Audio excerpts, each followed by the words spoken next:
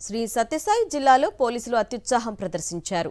రాప్తాడ్ నియోజకవర్గం రామగిరి మండలం ఏడుగుర్రాకులపల్లిలో ఇటీవల సామూహిక అత్యాచారానికి గురైన దళిత బాలిక కుటుంబాన్ని పరామర్శించేందుకు వెళ్తున్న వైఎస్ఆర్సీపీ నేతల బృందాన్ని పోలీసులు అడ్డుకున్నారు.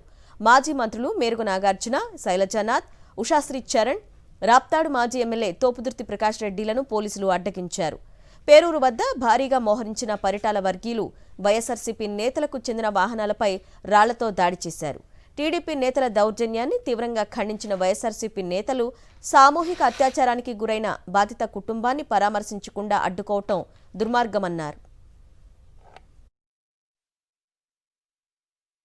మొన్న ఏడుగురాలపల్లిలో 8వ తరగతి చదువుతున్నటువంటి ఒక దళిత బాలిక పైన గత సంవత్సర కాలంగా దాదాపుగా 14 మంది తెలుగుదేశం పార్టీ ప్రధాన నాయకులు, కార్యకర్తలు సామూహికంగా ఆమె పైన అత్యాచారం చేయడము, వీడియో చిత్రీకరించి కంప్లైంట్ ఇస్తే లేదా ఇది వెలుగులోకి వస్తే ఈ వీడియోని బయటకు పెడతామని బ్లాక్మెయిల్ చేస్తూ అత్యాచారం చేయడము, పెద్ద మనుషుల దగ్గరికి పోతే ఆ పెద్ద మనుషులు కూడా వాళ్ళని లోపరుచుకునేటువంటి పరిస్థితి ఎంత దుర్మార్గం ఉందంటే ఈ రాజ్యంలో మహిళలు స్వేచ్ఛగా సంచరించేటువంటి పరిస్థితి కూడా లేదా? అయ్యా ఎక్కడున్నారయ్యా గాంధీ గారు?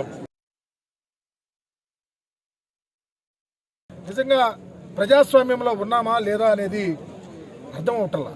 ఈ ప్రజాస్వామ్య వ్యవస్థలో పేదవాళ్ళు బ్రతకడానికి అవకాశం కల్పిస్తారా లేదా చంద్రబాబు నాయుడు గారు అవకాశం ఉంటల్లా.